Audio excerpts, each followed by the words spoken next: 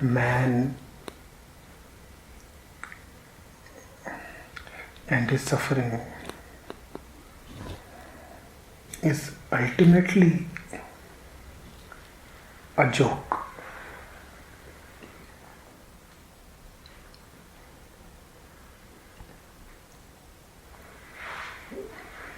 Man's concept of himself is false. And so, in the ultimate sense, his suffering is also false.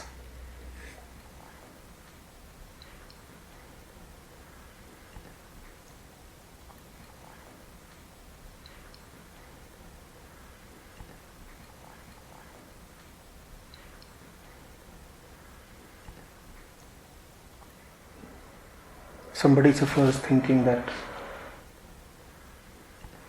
he has lost a thing. But no thing really exists except in the dualistic mirage.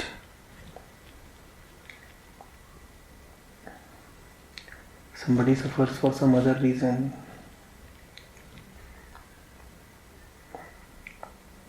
All reasons are in the train of cause and effect, which is time, which in the ultimate sense is patently false. Neither is there anything called man, nor is there anything called his suffering. And that's the ultimate truth. Then what's Jesus doing on the false planet called Earth?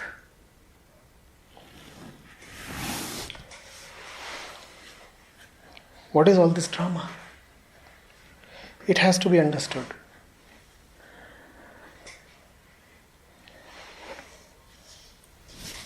The Son of God must have some sympathy for falseness.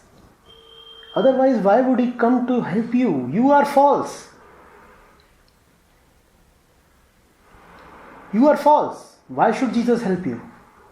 Must truth come to help the non-existent falseness? You are false. Your suffering is false. Nothing but the truth exists. And in truth there is no suffering.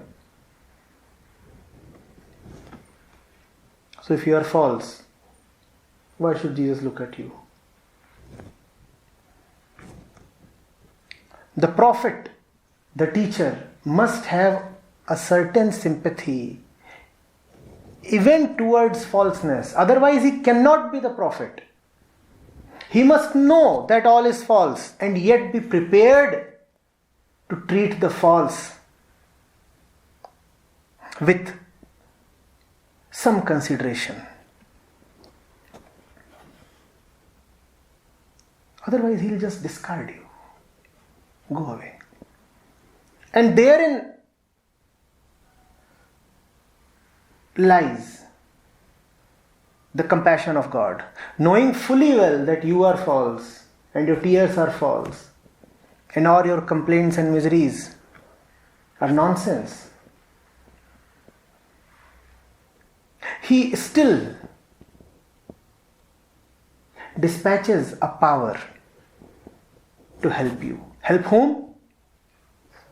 The one who does not exist. The one who is a figment of imaginary falseness.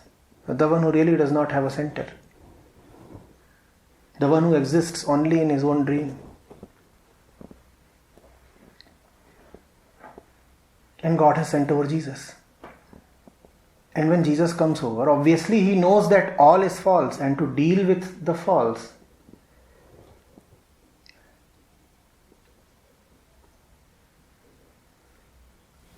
he must talk to it, he must listen to it, he must feel for it, he must have a certain empathy for it. And that is why Jesus listened to the three ladies. If Jesus were not to listen to the three ladies, discarding them totally as false, then first of all Jesus would not have been born. If the three ladies are false, is Mary the truth? Mary too is a lady. I am talking about Mary, the mother of Jesus. All shapes, sizes, colors, finite elements and materials are nothing but dualistic consciousness. There does not exist anything called a man or a woman.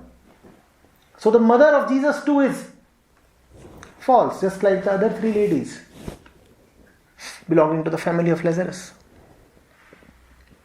But Jesus takes birth. Is birth true? No, all births are false. Truth does not take birth, but Jesus does take birth. The moment Jesus takes birth, an iota of falseness has been blessed. An iota of falseness has been vindicated as the truth. Truth has knowingly corrupted itself to help the false. Ah, beautiful. Truth has willingly corrupted itself to help the false. Truth has willingly corrupted itself to become useful. You mix impurity in gold to make it useful. Truth is one thing. Usefulness is totally another thing. Pure gold is of no use, but pure gold has purity. Uncorrupted, pristine purity, but it's useless. Similarly, God was proving useless to the people of Jerusalem. Was he not? God is abundantly everywhere. Was that helping the people? No. And that is why Jesus is needed. And Jesus is not God. Jesus is flesh and blood. Flesh and blood and some of the vices, some of the frailties, some of the imperfections that accompany flesh and blood are needed to help flesh and blood. And that is why the saints have said that the Guru is greater than God.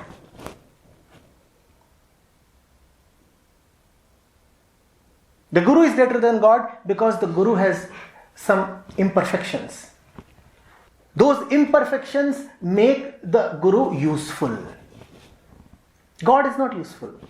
Guru is useful because Guru has an iota of the weaknesses, feelings, tendencies that you have. Therefore, he can resonate with you. God will not resonate with you. God will just dismiss you, brush you aside. What nonsense are you talking? Death? Who has died? There is only immortality.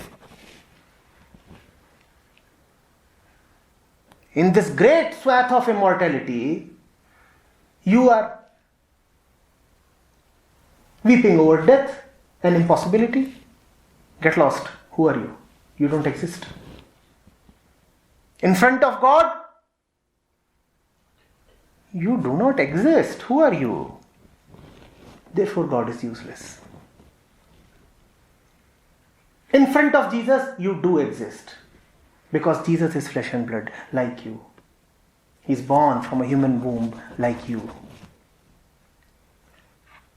So he can help you. And that is why prophets are needed. And that is why periodically you hear of prophets.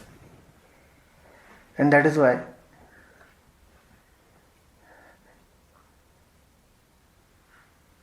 the prophet is sometimes hailed as higher than God. In whose eyes? In the eyes of man. Not absolutely. Absolutely, obviously, God is higher than the prophet. Absolutely, obviously, God is the Father and Jesus is the Son. But what will you do with the absolute? What about you is absolute? Nothing. Absolute is merely a word for you. You need something relative to you because you live in a relative world. You need someone who can relate to you. God cannot relate to you. Why? Because God is so total. There is nobody outside of God. God has no way to relate to anybody but himself.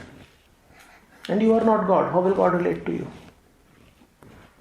The prophet can relate to you.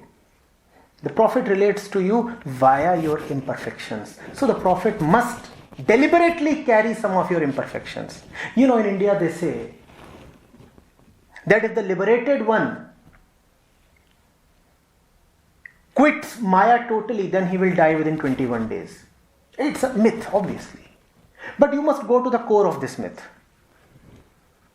Liberated ones are encouraged by their gurus to finally maintain a little bit of attachment. They say you must be, attached to something.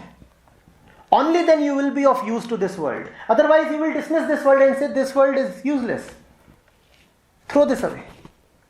But when the guru has some attachment to the world, then he can help the world. It's a trick. It's a trick.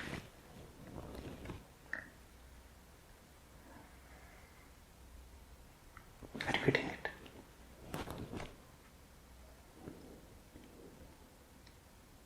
These are just stories, but they point at something. Gurus would sometimes deliberately prevent their students, accomplished students, from reaching the final stage of liberation. Why? Because if he reaches the final stage of liberation, he will become useless. He will start seeing the world as ephemeral. He will say the world does not exist. Why help the world? Who wants to invest himself in a lost cause? So the gurus would bring the student to the 99th floor, but prevent him deliberately from the 100th one. Vivekananda is one such example. Again, just a story, but a useful story. You must understand.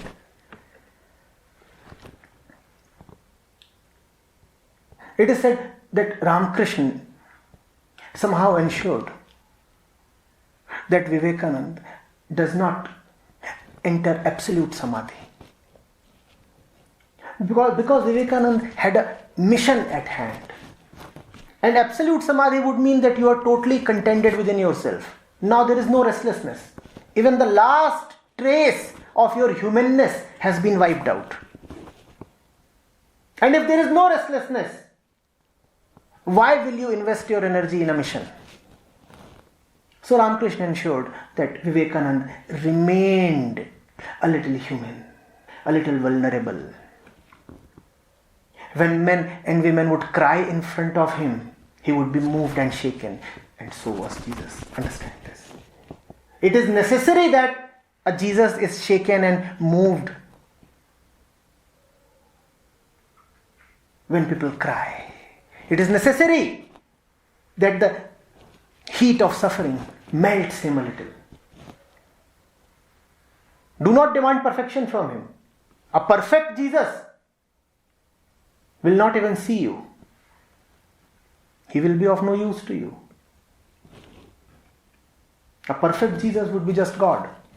Now go and find God and talk to him. Jesus needs to have a little bit of something. Jesus needs to have a little bit of the same element that the family of Lazarus has. So when the women cry, Jesus also feels something within him. That which Jesus feels is totally human. Now you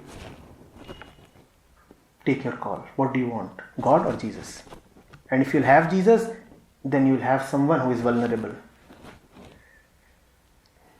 If you will prick him with a needle, he will bleed.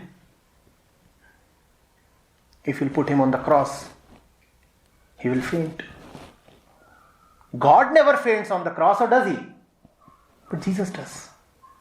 And that's why Jesus is so lovable. Man has not been able to love God as much as man has loved Jesus. Whom do you love more? Nirakar Brahma or the beautiful Krishna? Tell me honestly. Who is more lovable to you? Absolutely, obviously, Brahm is most lovable. But then absolutely, who is there to love Brahm? Absolutely, only Brahm exists. So it's Brahm loving himself, which is foolishness. Love is always relative. In love there is duality. Therefore, a Krishna is needed. Krishna with all his naughtiness. Krishna with all his humanness. Krishna who is in a particular gender, who is a particular age. Krishna who weeps. Krishna who takes sides. Brahma doesn't take sides. The Kauravas and the Pandavas are fighting. Brahma has Absolutely nothing to do with the battle. Who wins, who loses? What does Brahma have to do with it? Yeah. Go to hell. You anyway don't exist. But Krishna picks a side. Krishna says, I come to re-establish the dharma.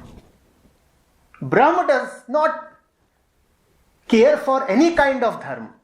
Krishna does. What do you want? A Krishna, a Christ, or God and Brahma? Choose. But then your question would tell you why a Krishna is often loathed and a Christ is hung on the cross.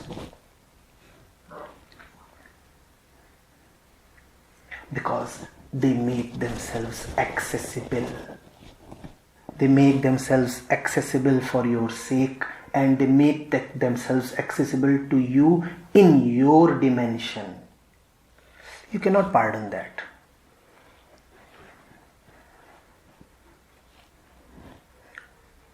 God can neatly stay in his own kingdom.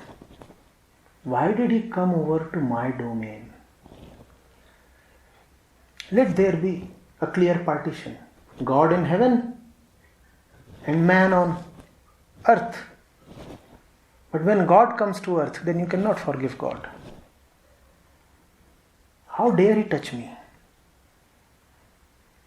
How dare he show me that in spite of wearing flesh and bone, beyondness is possible. By coming over as Jesus, God has shown man something that man doesn't want to see. God has shown man that in spite of living as man, you can yet have much of God. You can be what Jesus is. Man, yet so godly. Lovely. Impossible to determine which plane he really lives on. He walks on the earth, but he belongs to the sky.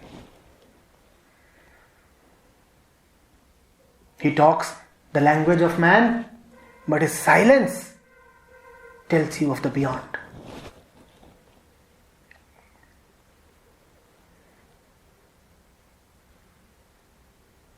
He bleeds and gets hurt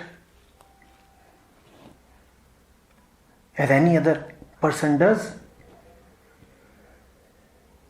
But his love seems beyond all personness.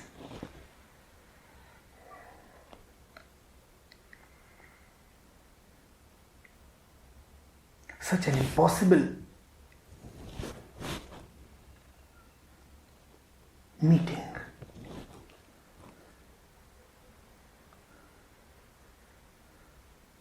Sky on a tryst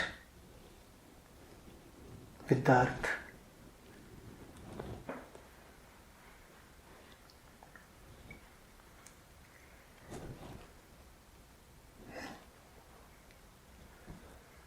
Never expect divine perfection from the prophet, from the teacher. The day the teacher becomes perfect will be a very bad day for you. Yes, the teacher is now perfect. What are you doing with him now? The perfect one does not require you. Go away. And the perfect one has no feeling for you. All feelings are imperfections. You are in company of the prophet precisely because he is not giving up his last bit of imperfection and humanness. The day he does that, keep searching. Where is Jesus? Now you cry.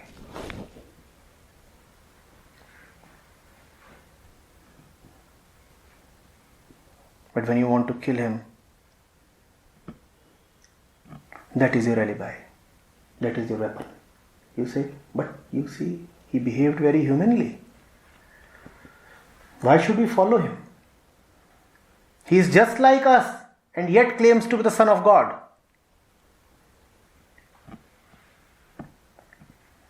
And man has been trying this filthy trick since so long.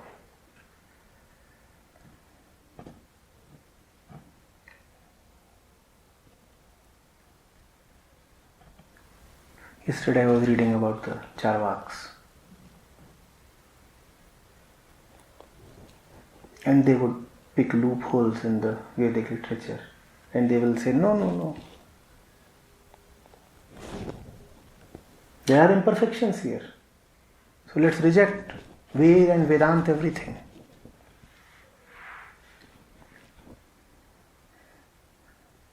Yes, obviously there are imperfections there. The very physical existence of the Vedic literature is an imperfection. Please understand this.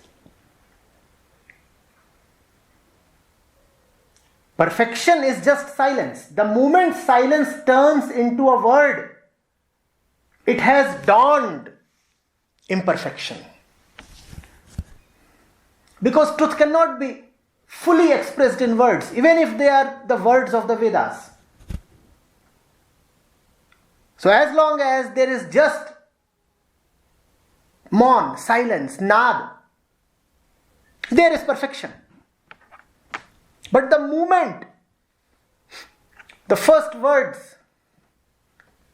gets expressed, get revealed in the form of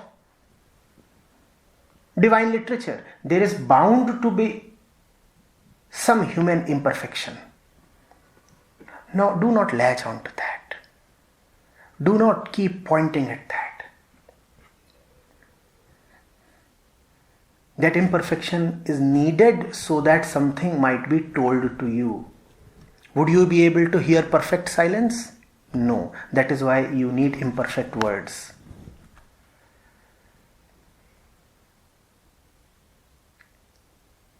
Every scripture would have certain human follies. And that is what makes it all the more beautiful and alluring and respectable. Somebody came down to you. Somebody chose to bear mistakes so that you might be helped. And at your level, mistakes are inevitable because yours is a world of imperfections. To be in this world is to be imperfect. How can a Krishna, a Christ, or an Upanishad be in your world and yet be perfect? Yours is a dualistic world. Truth is non-dual. And then people would come and point out flaws in the character of a Ram or a Buddha. They will say, you see,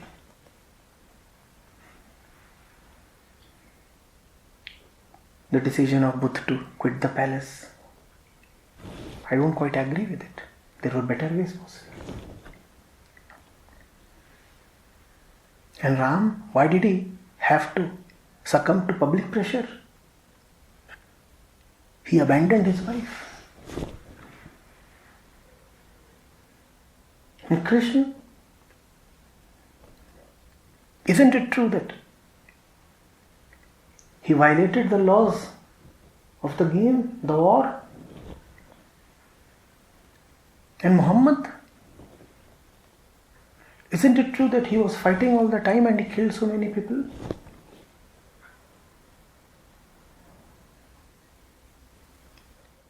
Yes, they did.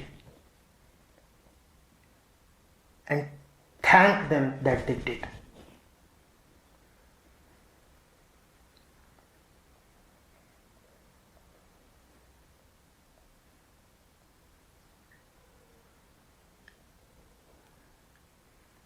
Feel blessed when you see a weakness in the prophet. If there is a weakness in the Prophet, he will relate to your weakness. And that is your chance to be cured. Celebrate when you find the teacher making a mistake. Because if he is making a mistake, he will appreciate your mistakes as well. And that is a chance for you to gain some correction.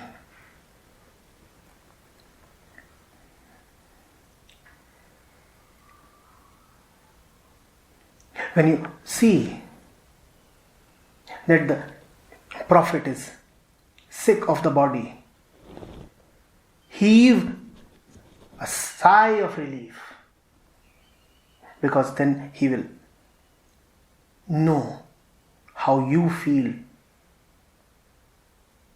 when your body causes you suffering.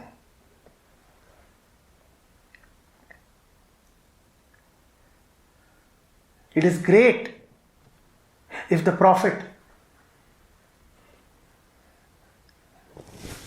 feels attracted to the various invitations of this world. Because if he does, he will know why you yield to temptations. Otherwise, communication between you and the Prophet will become impossible. You will go to him and tell him, wealth attracts me, revenge attracts me, women attract me. And he will say, what did you just say? Attraction? What is that? I have never experienced it. I do not know what attraction is. Not talk. There will be no bridge.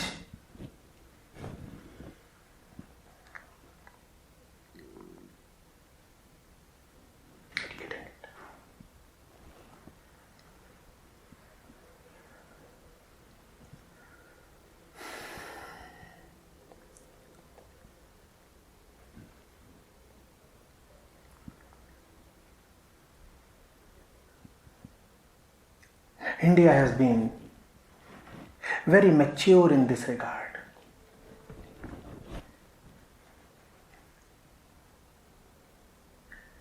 All the devatas are shown making human mistakes in abundance. Abundance. At times they commit follies that even a normal human being won't.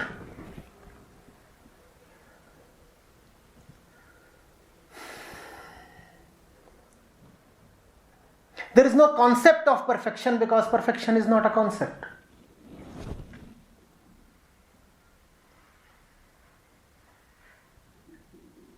So Ram would cry. And Ram would be attached to his wife. And Ram would be fooled by the golden deer.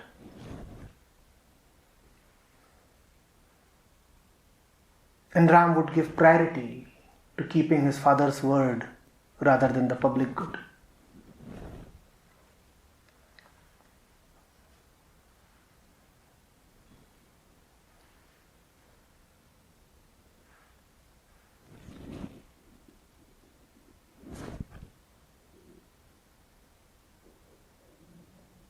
Now you look at the avatar and you feel as if it is your own story. The avatar is way, way ahead of you, but still reachable. God is not reachable. With Ram you can relate, with Brahm you cannot. And with Ram you can relate because when you read that Ram is lonely in the memory of Sita, love and Kush, it brings tears to your eyes. You know how it feels. And then you know that Ram also knows how you feel. Now there is a resonance.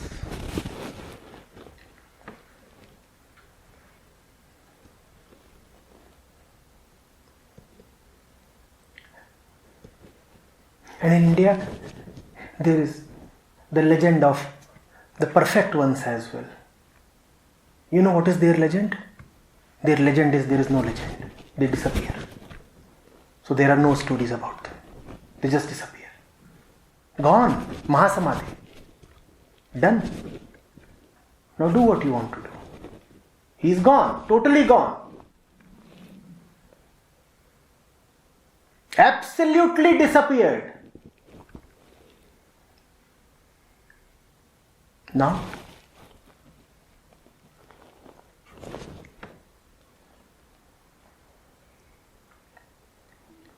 he will remain with you only as long as he is a bit like you.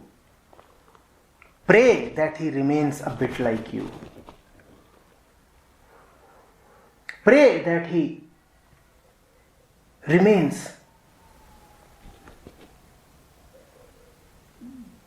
a bit bonded, a little tethered.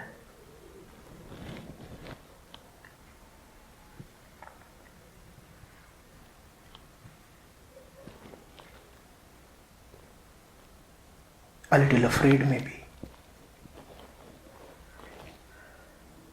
A little anxious. Pray that he retains a bit of all that which he aims to eradicate in mankind. It is very strange. The prophet must retain an iota of exactly that which he aims to eradicate in mankind. Otherwise, he won't be able to accomplish anything.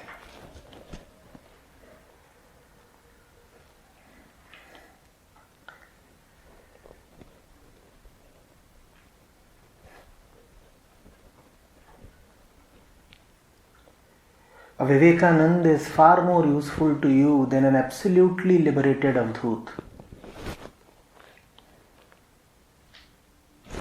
The Advait is gone.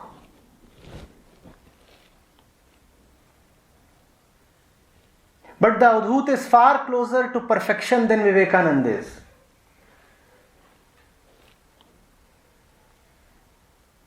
You tell from your place. Whom do you want?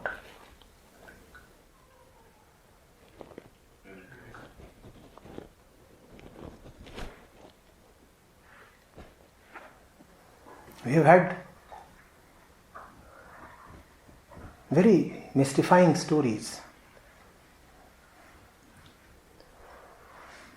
Soma Parvati,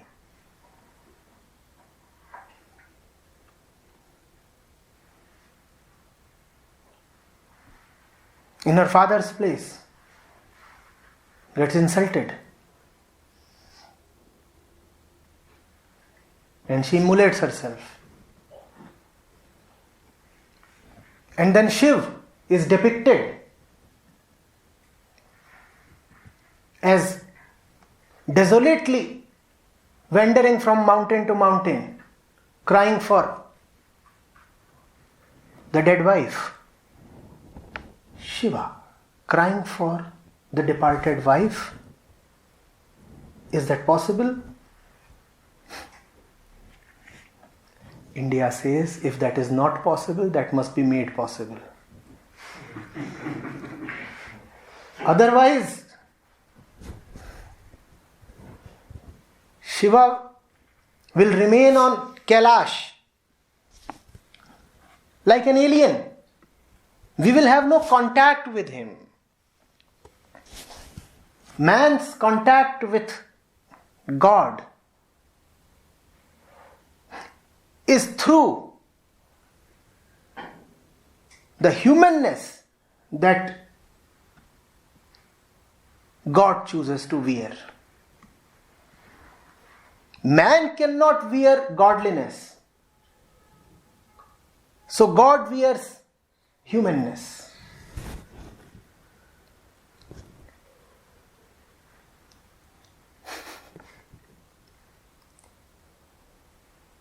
Otherwise, what is the need for a Parvati to be seated next to Shiva? Shiva is total. Why does he need Parvati? And you look at the couple. Shiva is practically naked. And Parvati is wearing everything that a queen does. Now what kind of combination is this? And why would Shiv, the ascetic, want to bear kids? But then there are two of them. And one is especially naughty. Now you can relate a bit. And look at the stories. So Parvati goes to take a bath and tells the younger one, nobody should be allowed to come to this place. I am taking bath. And Shiva comes over. And this younger one, he blocks him. He says, you are not allowed to enter. Mommy taking bath. And like any other angry, arrogant patriarch, Shiva gets angry. And so angry. Blind. Raging anger. He cuts off the head of the kid. Now, obviously, all this is not possible with Shiv the Absolute. Shiv is Nirgun Nirakar Brahm. Nirgun Nirakar Brahm has neither wife nor kids. But India loves the truth so much that it makes the truth come down to earth. Shiv must become a husband and a father. Okay, you don't want to become husband and a father, we know. For our sake, please marry, would you? Please. For our sake. We love you so much, but we are little beings of the soil. We cannot reach you. Please, you come down to us. Please. But if you come down to this place, you will have to follow the rules here, you know. And the rules are that you must marry. And you must have kids. So Shiv initially frowns. But then he concedes. He says, okay, fine. What do you want? Should marry? Okay, I'll marry. And now mommy comes out, fresh from the bath. And he sees, and she sees the entire matter. And now the husband has had it. Bring me back my baby. Now Shiv has nowhere to hide. All this looks and sounds so much like any earthly drama happening in any other household, right? India made it happen because India loved truth very, very heartily.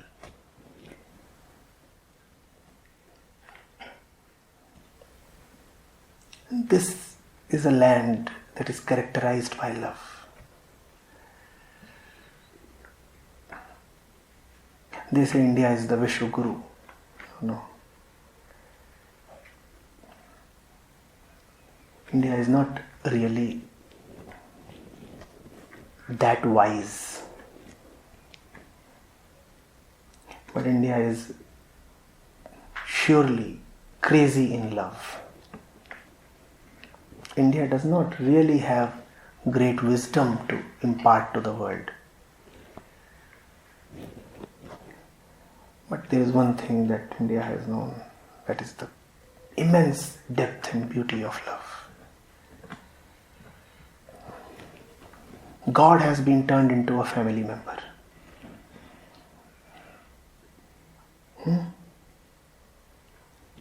India likes to welcome God into the house. You come over and you be like us, please.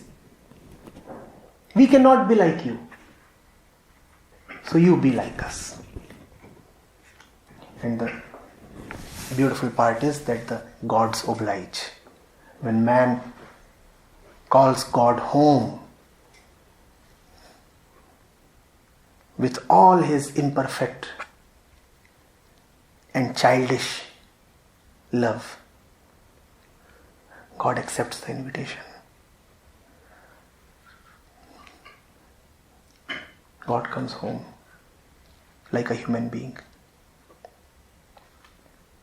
Are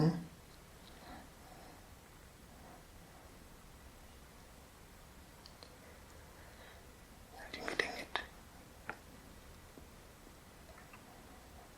India has not really known much wisdom. India's wisdom is love. Or you could say India's love is higher than India's wisdom.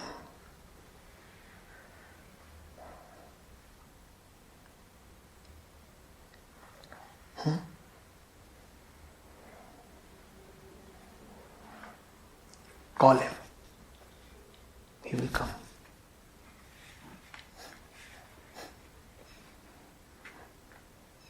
For a long while he ignores.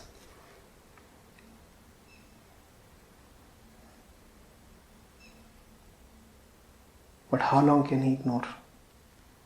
Some fool down there is acting so very stubborn. Surely the one there calling to me, praying to me, is a fool. But he is a lovely fool. I'll have to go down to him. And so gods descend. And then they ask, so what do you want? And you know what? Sometimes this bugger who has been praying to God to come to him says, I want that you should be born as my baby. No. Look at the sheer, the tenacity, the impetuosity, the daring. What has this one asked? So Shiva is there and asking, right, what do you want? And he says, please be born in my home. Are you all right?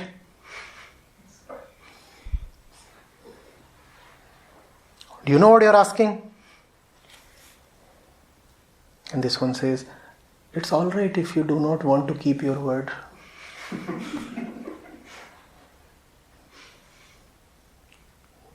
Just a while back, it was you who said, ask and your wish would be fulfilled. Now that I have asked, you seem to be withdrawing your offer.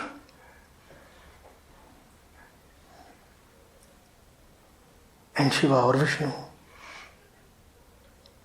whosoever it is stuck. And now God is born as a baby in the family.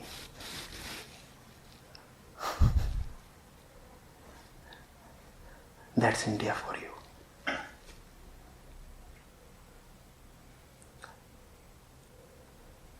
This is the place where you cannot tell man apart from God. And that is why those who want to define the Vedic religion have a really hard time.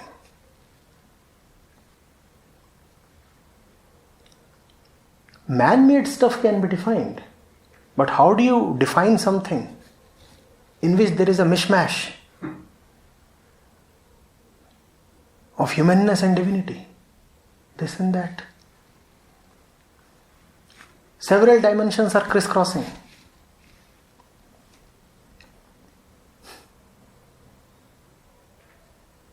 Philosophy turns into religion. Religion becomes mysticism. And you don't know where mysticism transforms into culture. All is one.